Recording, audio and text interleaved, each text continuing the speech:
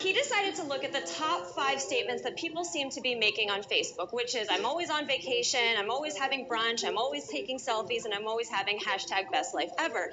At this time, he also looked up what the top 5 autofills for the search I'm always was on Google. And this is public data aggregate from across the world of what people are actually looking up for I always. And what he found at the time of this article was that people are not always on vacation, having brunch, taking selfies, and living best life ever. They are feeling tired, have to pee, have diarrhea, and they're bloated.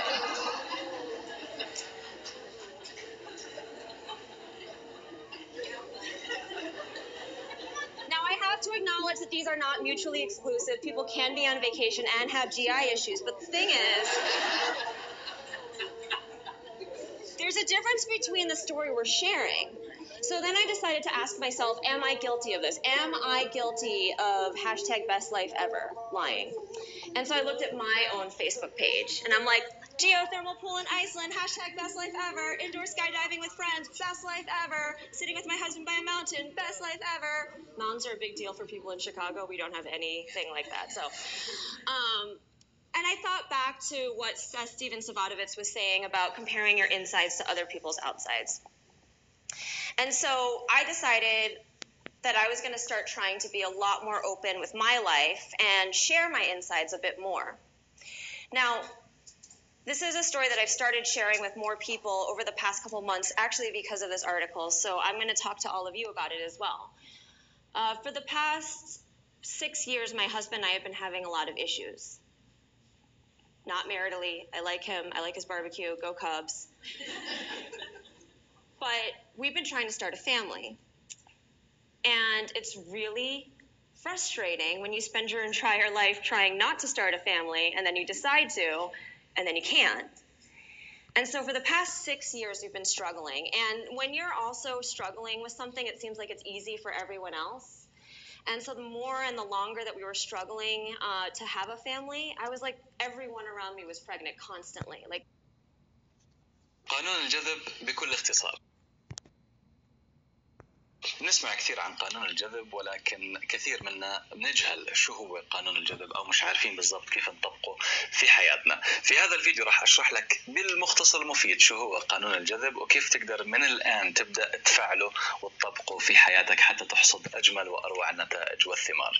تابع مع الفيديو حتى الآخر.